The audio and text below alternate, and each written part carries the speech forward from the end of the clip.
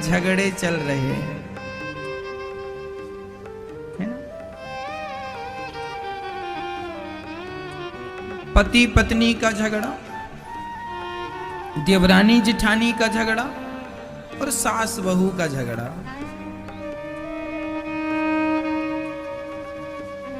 अच्छा मैया बताओ, झगड़ा क्यों होता है? बताओ क्यों होता है? पति से, पत्नी से, सास से, जिठानी से या जमाने से झगड़ा क्यों होता है? झगड़ा इसलिए होता है मेरी मां, जब आप सामने वाले का कोई दोष देखेंगे, कमी, यदि सामने वाले की आप कोई कमी देख रहे हैं तो झगड़ा होगा। इसलिए हम कहा करते हैं कि कभी किसी की कमियां ना देखा करो। आपको लग रहा है कि ये व्यक्ति, बेटा बहू गलत रास्ता जा रहे हैं, उन्हें समझाओ, पर समझाओ भी एक बार, दो बार, तीन बार। ना समझें तो आप परेशान ना होइए, उसे अब आप नहीं सुधार सकते। आप लोग ना सामने वाले को समझाने में वो नहीं समझता तो आप परेशान होने लग जाते, अरे हमारी तो सुनता नहीं, बहू नहीं सुनती, बेटा नहीं सुनता। तुम अपना क्यों माथा खराब कर रहे हो? तुम अपनी खोपड़ी क्यों खराब कर रहे हो? जो जैसा है उसकी प्रकृति को नहीं बदला जा सकता। बताओ,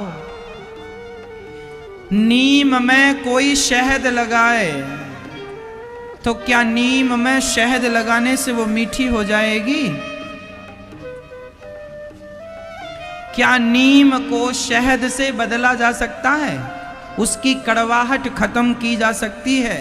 मैया, परमात्मा ने जिसे जैसा बनाया है उसे तुम नहीं बदल सकते, उसे हम नहीं बदल सकते।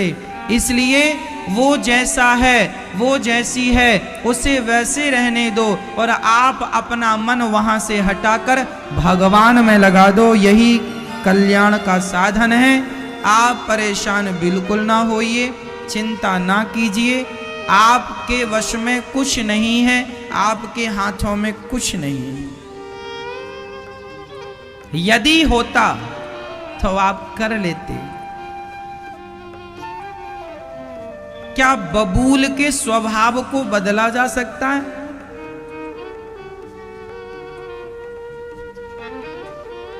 ज्यादा उपदेश उन्हें नहीं करना चाहिए जो समझे ही ना। एक बार चिड़िया ने एक बंदर को उपदेश किया था, आप सब जानते हैं। एक चिड़िया थी,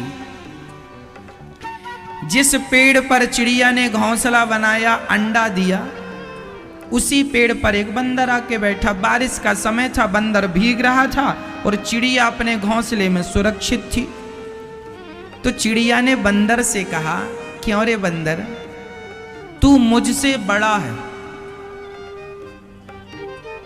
मैं देख तुझसे छोटी होकर, चिड़िया होकर मैंने अपने लिए कितना बढ़िया घोंसला बनाया है, और तू अपने लिए एक छोटा सा घर क्यों नहीं बना लेता?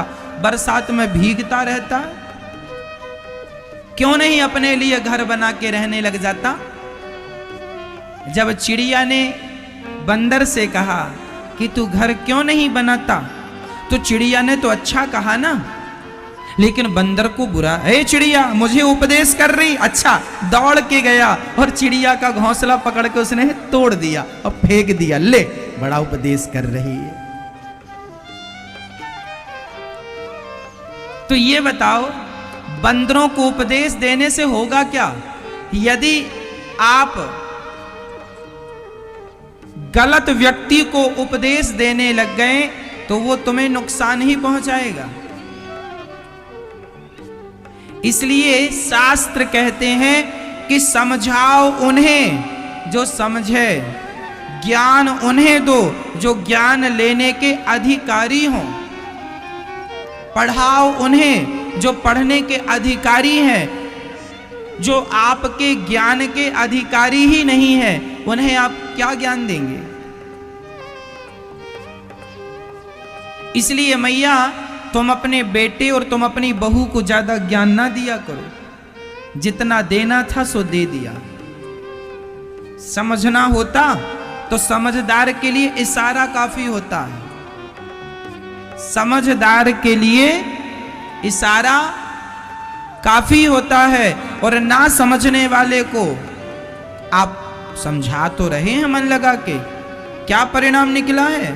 इसलिए मैया ज्यादा माथा पच्ची ना करो। चिड़िया ने बंदर को उपदेश दिया था, क्या परिणाम हुआ? तुम अपने बेटा बहू को ज्यादा उपदेश ना दो, उनसे अपना मन हटा लो, उन्हें जैसा करना है अब वो करेंगे, बड़े हो गए हैं, समझदार हो गए हैं। तुमने समझाना था, 2 बार समझा दिया, रास्ता बता दिया, नहीं सुन रहे हैं, नहीं समझ रहे हैं, तुम अपना मन भगवान में लगाओ, जिससे तुम्हारा कल्याण होना है। यहाँ मन लगा रहेगा और यहाँ मन लगाए लगाए तुम मर गई मैया, तो तुम्हारी दुर्गति होगी मरने के बाद। इसलिए मरने के पहले अपने मन को सब जगह से हटाकर भगवान के श्री चरणों में लगा दो, यही समझदारी है।